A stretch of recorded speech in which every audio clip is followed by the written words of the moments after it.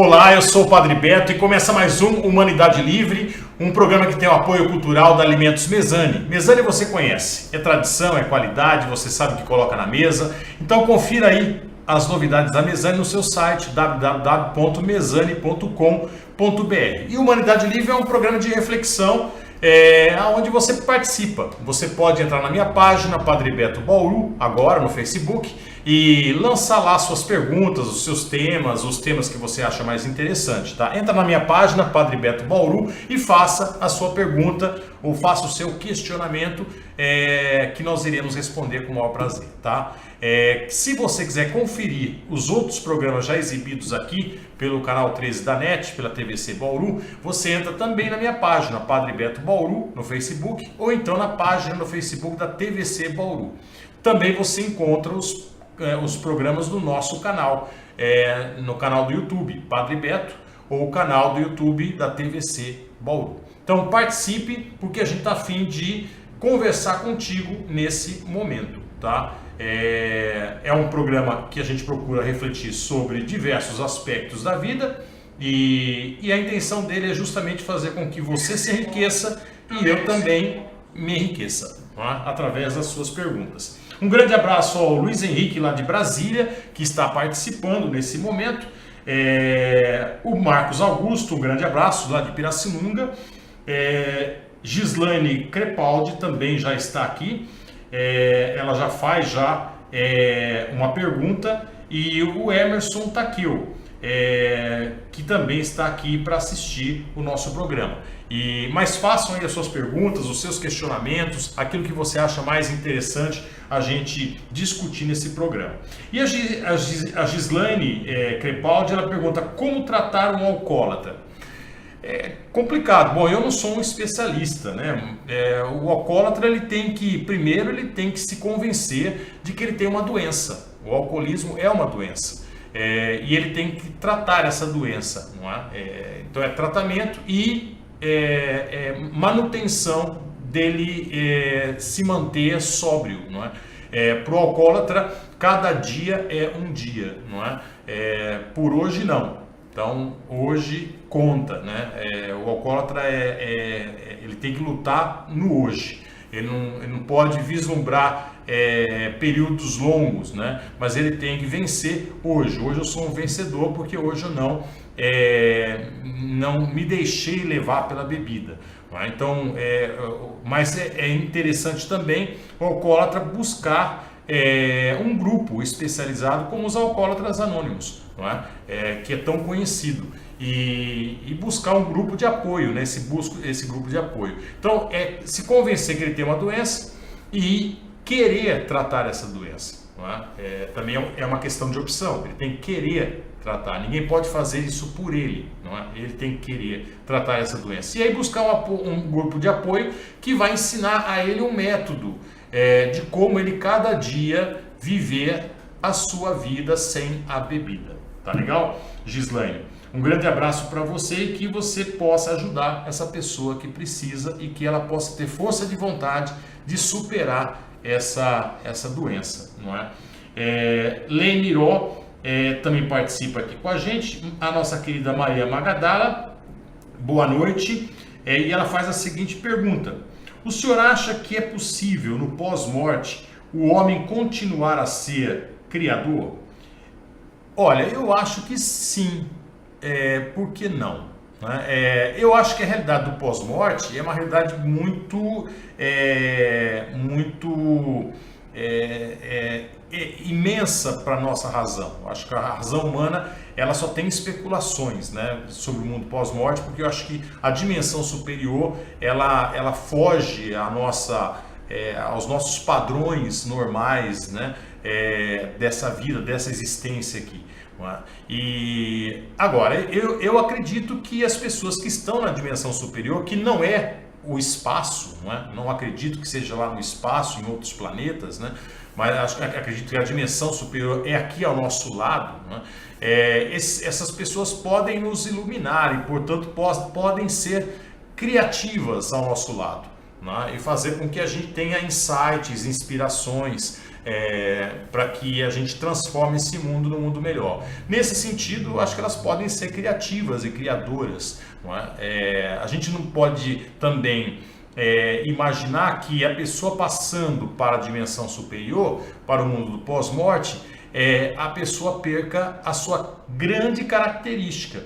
Qual é a grande característica da pessoa humana? É a liberdade de ser, não é? E se ela não perde a liberdade de ser, ela não perde a liberdade de criar, não é? Espero que tenha resolvido alguma coisa aí nas suas indagações, Mariana.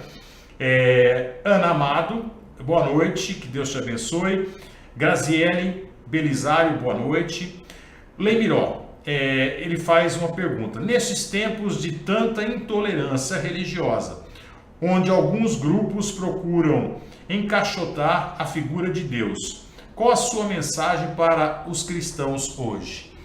Olhem mais para a figura de Jesus Cristo, tá? Esqueça um pouco o Antigo Testamento, esqueça um pouco as cartas de Paulo e leiam mais os evangelhos. Eu acho que todos os cristãos que levam pelo menos esse nome deveriam se aprofundar em Jesus Cristo. Esse domingo nós lemos, por exemplo, aquela passagem que Jesus é expulso da sinagoga, não é? Jesus ele entra na sinagoga de Nazaré, lembrando que ele não entra para rezar. Jesus ele entra na sinagoga justamente para assumir uma leitura. Era costume na época que as pessoas ouvissem uma leitura, e essa leitura ela era escolhida e ela era lida na íntegra. Era dado um pergaminho para a pessoa e essa leitura era lida na íntegra. O que Jesus faz? Se oferece para fazer a leitura, só que ele não lê, ele escolhe Isaías e ele não lê Isaías na íntegra. Ele escolhe trechos que se adequam ao Deus que ele está pregando, que é o Deus todo amoroso, né? Ele pula trechos de Isaías, como por exemplo um trecho que está naquele livro que ele está lendo, que diz que Deus irá se vingar dos inimigos. Jesus pula isso. Por que Jesus pula isso? Porque para Jesus Deus não é vingador. Deus não é aquele que castiga, que vinga, não é? E ele escolhe os trechos em que Isaías fala que Deus quer que as pessoas sejam libertadas da cegueira, que sejam libertadas da opressão, que os oprimidos sejam libertados, não é? E aí isso escandaliza os religiosos da sua época. Por quê? Porque ele não está lendo o texto na íntegra, ele tá pensando trechos de Isaías que lhe convém, ou seja, que se adequam ao Deus todo amoroso. Isso já é uma lição para nós, quer dizer, nem tudo que está no Antigo Testamento é palavra de Deus, segundo Jesus Cristo. Tá? Jesus Cristo ele escolhe aquilo que é palavra de Deus e exclui aquilo que não é palavra de Deus. Tá? Então o próprio Cristo faz isso. Não é? Isso é um escândalo para os religiosos da época. Não é? E segundo que ele fala que depois da leitura, ele fala que isso já se cumpriu. O que ele quer dizer com isso? Havia uma mentalidade na época de se esperar o Messias prometido, não é? Ou esperar um salvador da pátria que resolvesse todos os problemas. E Jesus diz assim, não, isso já se cumpriu. O que ele quer dizer com isso? Não esperem Messias nenhum, não esperem Salvador da pátria nenhum. Nós é que temos que mudar a nossa realidade. Isso também é um escândalo para os religiosos da época. E aí o que acontece com Jesus? Jesus é excluído da igreja. Jesus é expulso da igreja. Jesus é excomungado naquele momento, não é? E quase que matam Jesus também, não é? O que eu quero dizer com essa citação desse trecho dos evangelhos? Esse trecho está no Evangelho de Lucas. Não é? O que eu quero dizer que é preciso ler os evangelhos para entender Jesus Cristo e aí entender que o Cristo pregou foi o reino de Deus. E o reino de Deus não é uma religião. O reino de Deus não é uma denominação religiosa. O reino de Deus não é o catolicismo. O reino de Deus não é o protestantismo. O reino de Deus não é as igrejas evangélicas. Né? Não é nenhuma igreja evangélica. O reino de Deus é uma realidade individual e social onde todos tenham vida e vida em abundância. Isso é reino de Deus. E isso só se constrói através do quê? Através do amor. Não é? Então, se um cristão é intolerante com outro cristão, porque o outro tem uma outra visão de mundo, esse cristão não está pregando o reino de Deus. Ele não está seguindo Jesus Cristo. Ele pode estar seguindo Paulo, ele pode estar seguindo o Antigo Testamento, que é mais para os judeus, não é para nós. Ele pode estar seguindo qualquer outra coisa, mas não está seguindo Jesus Cristo, que veio inclusive escandalizar, colocando um dos inimigos dos judeus, e Jesus era judeu, não é? Como protagonista da parábola do bom samaritano. Na parábola do bom samaritano, Jesus coloca um sacerdote omisso, um levita omisso diante de uma vítima na estrada, e coloca um samaritano que é solidário a essa vítima, que é um judeu caído na estrada. Então, o que Jesus prega é justamente a união dos seres humanos, não é? A união da humanidade, e não a divisão da humanidade em denominações religiosas. Isso é um absurdo. Então, o que eu diria para os cristãos hoje estudem mais os evangelhos. Se você quer seguir Jesus Cristo, então conheça quem você está seguindo. Não é? Conheça ele melhor. Veja o que ele fez. Veja como ele viveu. E aí então você vai perceber que intolerância religiosa por parte de um cristão não pode existir. Não é? Imagine se Jesus fosse intolerante religiosamente. Ele não conversaria com a samaritana em praça pública, como era o poço de Jacó, sobre teologia. Não é? Ele não elogiaria a fé de um pagão, que é o centurião romano. O centurião romano mostra uma grande fé. E Jesus fala assim: eu nunca vi uma fé tão grande em toda Israel. Então, a intolerância religiosa não se encaixa com o jesuanismo, vamos dizer assim. Não vamos falar cristianismo, porque cristianismo é uma soma, não é? De teologias que foram construídas depois de Jesus Cristo. Mas vamos pegar Jesus Cristo. Se eu tenho uma visão jesuânica, eu não posso ser intolerante religiosamente. Eu tenho que discutir, conversar, debater ideias, não é? Mas de forma nenhuma rotular a outra pessoa como se a outra pessoa fosse alguém contra mim, né? Ou coisa parecida, tá? Muito obrigado pela pergunta, mas eu acho que eu perdi algumas perguntas aqui, viu? Mas vamos lá. Emerson Takeu. Mas o egoísmo, o egocentrismo, não seria o mal do século nos dias de hoje?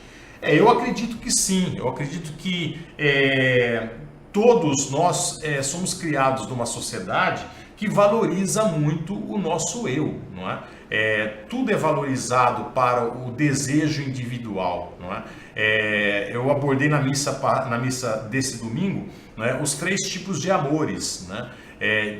A definição de amor de Platão, a definição de amor de Aristóteles e a definição de amor de Jesus Cristo. As 3 são importantes, mas o que acontece no capitalismo?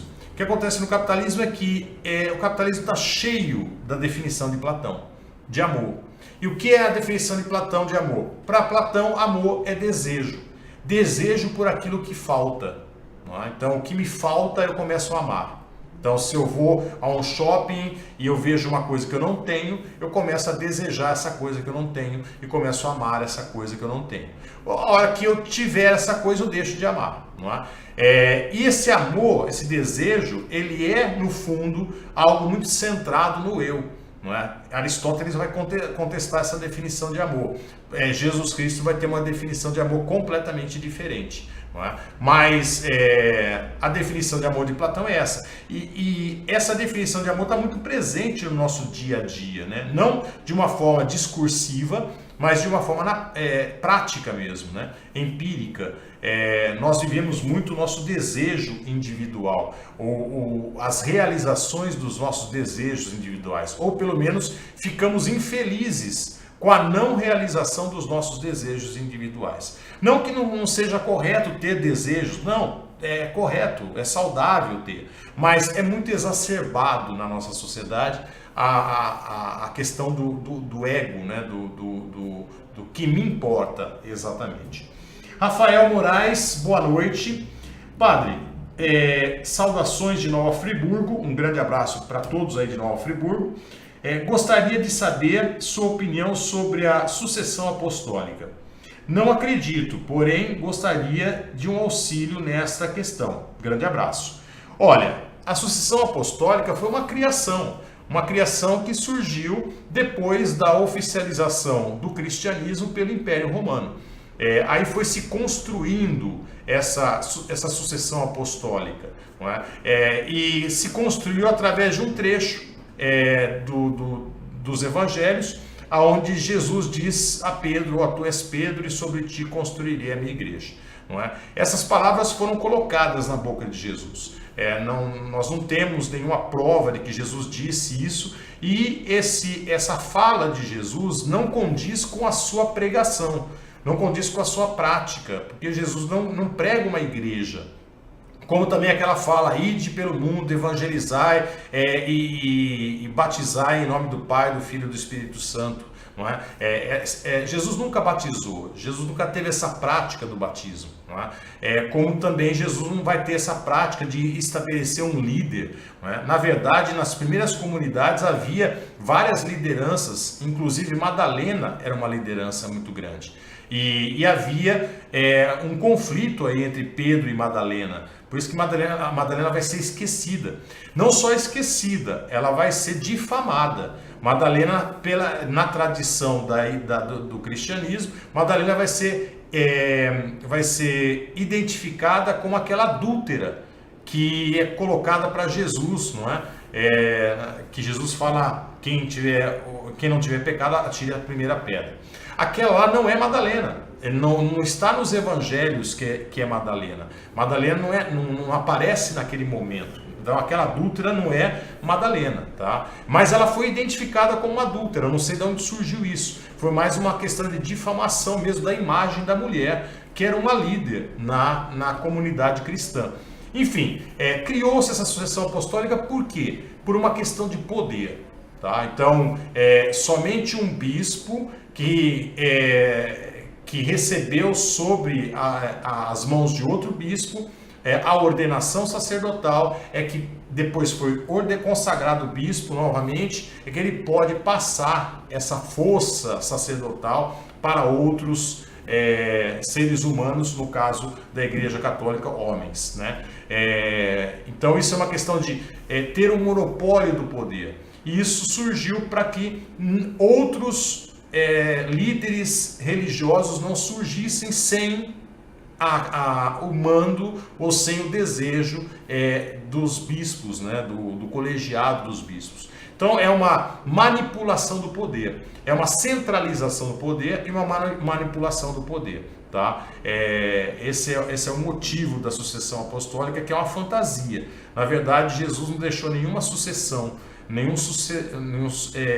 ninguém que vai sucedê-lo, não é? Ou representá-lo. Na verdade, ele vai deixar vários discípulos, muitos discípulos, não é? E ele diz que outras pessoas virão que serão muito mais, farão coisas muito maiores do que ele mesmo, não é? Então, a sucessão apostólica é uma fantasia criada para centralizar o poder nas mãos de poucos e manipular esse poder. E contra essa centralização do poder, o próprio Jesus Cristo lutou. O próprio Jesus Cristo, ele é um rabino totalmente heterodoxo aos sacerdotes do templo. Jesus não vai se tornar um sacerdote do templo de Jerusalém. Jesus, ele vai, pelo contrário, ele vai pregar contra o templo de Jerusalém. Ele vai dizer assim, ele vai profetizar que um dia aquilo ali não vai ficar de pé. E quando ele entra pela segunda vez num templo, ele vai destruir todo aquele comércio que existia no templo, todo aquele sistema de poder que existia no templo. Ele vai lutar contra isso. Então essa centralização do poder, que significa a sucessão apostólica, é justamente algo que é contra aquilo que o Cristo pregou. O Cristo não pregou nada disso. Não é? O Cristo pregou mais um anarquismo religioso, no sentido ideológico da palavra, do que uma hierarquização da fé. Não é? Muito bem. Maria Magdala, padre, obrigado pela resposta. Eu estou aqui para isso, se eu puder responder, é claro, né? Nem tudo que a gente sabe, nem tudo eu sei, e também nem tudo que a gente diz deve ser aceito. Não é? Eu espero que vocês tenham o bom senso de tirar aquilo que é interessante para vocês, outras ideias mais ou menos, e outras ideias dizem, não, o Padre Beto está meio pirado, vamos deixar essa ideia de lado, tá? Tem que ter senso crítico, não é? E aí Maria Magdala continua, existe já alguma escatologia da ecologia ou do ecológico? Parece que alguns teólogos defendem que a ressurreição de Jesus toca de algum modo o corpo do mundo ou do cosmos. Olha, tem um teólogo alemão que é o Eugen Drewemann, e Drewemann, ele defende a ressurreição dos animais, tá? Ele defende a continuação da vida dos animais, não é? Eu desconheço uma teologia, uma escatologia que vise assim, a ressurreição do cosmos, né? E eu lembro aquele de Teilhard de Chardin, né, que foi um padre, um jesuíta, que enxergava assim que o nosso mundo evolui para o ponto ômega, não é? Ou seja, para um ponto final onde o mundo seria completo, seria pleno, não é? Seria único. Se nós podemos falar de uma escatologia ecológica e cósmica, não é? Nós temos que falar do reino de Deus. O reino de Deus talvez seja essa escatologia. Talvez seja não, a escatologia, é a utopia de que um dia esse mundo, mas aí não é numa outra existência, é essa própria existência. Essa existência vai se transformar e vai se tornar um paraíso, não é? Onde todos possam viver muito bem e todos possam ter vida e vida em abundância. Tá? Padre Mazuki Moraes, vamos falar sobre Bíblia? Vamos. A Bíblia é a palavra de Deus? Ele coloca como interrogação. Quais técnicas as pessoas devem usar para não se fanatizar ao ler esse livro? Bom, primeiro, a Bíblia é palavra de Deus? Não. Tá? A Bíblia não é palavra de Deus. A Bíblia é um conjunto de livros escolhidos por seres humanos e compilados por seres humanos. Tá? Livros também que foram, durante o transcorrer da história, distorcidos em muitas partes. Esses livros são livros, alguns históricos, outros são fantasias, são livros literários, como por exemplo o livro de Jó. O livro de Jó não narra uma história verídica, não é? Nós temos um livro erótico na Bíblia, que é o Cântico dos Cânticos, não é? Enfim, nós temos cartas, nós temos relatos, nós temos os evangelhos, que são proclamações de uma boa nova, não são biografias de Jesus Cristo. Enfim, a Bíblia é um livro bastante complicado, porque é um conjunto de livros de diferentes gêneros. E eu tenho que identificar em cada livro um gênero. Uma Bíblia muito boa para se ler, o seu rodapé, as suas introduções, é a Bíblia de Jerusalém. Tá? A Bíblia de Jerusalém é uma Bíblia de estudo. Então, quem quiser ler e entender os livros da Bíblia, leia a introdução da Bíblia de Jerusalém, de cada livro, e os rodapés. Aí eu começo a entender um pouco. Aí eu vou perceber também que nem tudo que está escrito ali eu posso considerar palavra de Deus. Porque há muitas coisas absurdas. Se você lê o Deuteronômio, que está no Antigo Testamento, há regras ali que hoje não se aplica na prática. Quer dizer, eu iria contra os direitos humanos. Eu vou ser preso se eu aplicar na prática. Não é? Tem um trecho do Deuteronômio que diz assim, se um animal amanhecer morto, não comerás a carne desse animal. Não é? Mas aí o texto continua. Tu a darás a um estrangeiro, para que ele o coma. Ou tu a venderás, ao forasteiro que estiver na sua cidade, para que ele o coma, ou a venderás a um estrangeiro. Não é? E aí vem a justificativa, porque tu és o povo eleito de Deus. Não é? O que o livro está fazendo? O que o livro está dizendo? Bom, se o animal amanhecer morto, claro, você não vai comer a carne desse animal. Por quê? Porque você não sabe do que ele morreu. Né? Então, essa carne não é boa. Só que o livro está dizendo para você, ou dá para um forasteiro, quer dizer, aquele forasteiro que chegou na aldeia, só está ali de passagem, então você faz caridade com essa carne que pode estar contaminada. Ou você faz dinheiro dessa carne, você vende para o estrangeiro. Por quê? Porque a visão de quem escreveu o Deuteronômio era justamente essa. O povo escolhido de Deus era o povo de Israel. O resto podia morrer, podia ser assassinado, podia ser o que for. Não importava para o povo de Israel. Então, uma visão extremamente egoísta, não é? A visão do livro do Deuteronômio. Não é? Então, tem que tomar cuidado com isso. Agora, qual o critério? Bom, é claro que eu tenho que ter uma leitura crítica, histórico-crítica da Bíblia. Eu não posso ter uma leitura fundamentalista. O que é uma leitura fundamentalista? É pegar a Bíblia ao pé da letra. Bom, se eu pegar a Bíblia ao pé da letra, eu vou ter que aplicar muitas coisas, como eu já disse, coisas até erradas. Né? Tem ali justificativas para guerras, guerras santas, inclusive, que é uma contradição em si. Né? Como uma guerra pode ser santa, né? E também o que nós podemos fazer com os prisioneiros de guerra, não é? Que é uma coisa horrível.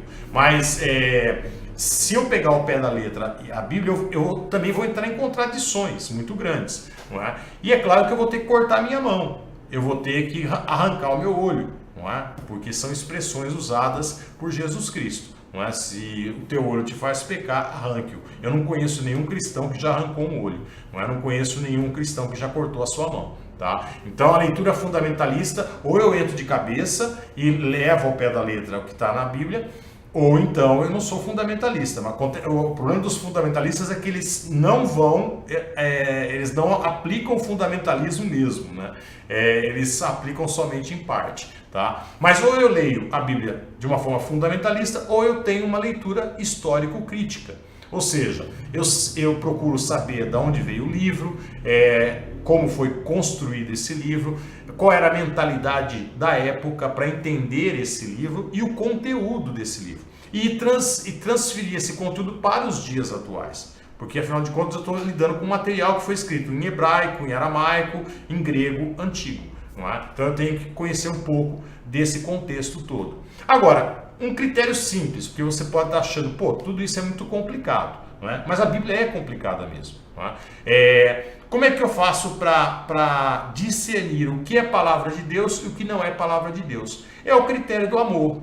O grande critério que Jesus nos deixou e que norteia a nossa ética também é o amor. Amai-vos uns aos outros como eu vos amei. Não exclua ninguém. Então, todo trecho que vai contra ao critério do amor é um trecho que não deve ser levado em consideração na Bíblia. Tá? É um trecho que deve ser deixado de lado. Isso é coisa dos homens. Isso é coisa dos homens daquela época. Tá? Então, não é algo que eu deva praticar, não é algo que eu deva entender como palavra de Deus. Não é? Então, voltando, a palavra de Deus está na Bíblia? Está. Mas nem tudo que está na Bíblia, e eu diria a maioria das coisas que estão na Bíblia, não são palavras de Deus. Tá? E, é claro, ter o critério do amor. Não é? Aí, então, eu posso usar, escolher, na verdade. João Filho, Gabriel Melo, boa noite, seja bem-vindo. José Oliveira, o que você acha do envolvimento do filho do Bolsonaro na milícia? Olha, eu acho, bom, é difícil, né? Você vê a Alerj, né? A Câmara do Rio de Janeiro, né? É uma podridão muito grande, né? Ele estava lá, inserido, não é? Eu não vejo isso com um espanto, não. Eu vejo isso com infelizmente, com muita naturalidade, tá? Infelizmente. Emerson Takeo, tendo em vista, hoje em dia, que os padres e pastores fazem muito sucesso, isso seria uma tendência para o cristianismo? Olha, Emerson, eu acho que é uma tendência, mas é uma tendência passageira. Eu acho que as pessoas vão chegar à conclusão de que há muito charlatanismo nisso e as pessoas vão chegar à conclusão de que a palavra de Deus não está sendo pregada corretamente, ela não pode ser vendida, ela não tem nada a ver com dinheiro, ela tem somente a ver com amor, não é? E aí as pessoas vão entender. O que falta para nós é educação, não é? Investir seriamente em educação para que a gente possa ter isso. Bom, mas o nosso programa chegou ao final, eu tenho que interromper. Obrigado pela sua audiência e até a próxima quinta-feira, a partir das 22 horas, com mais um Humanidade Livre.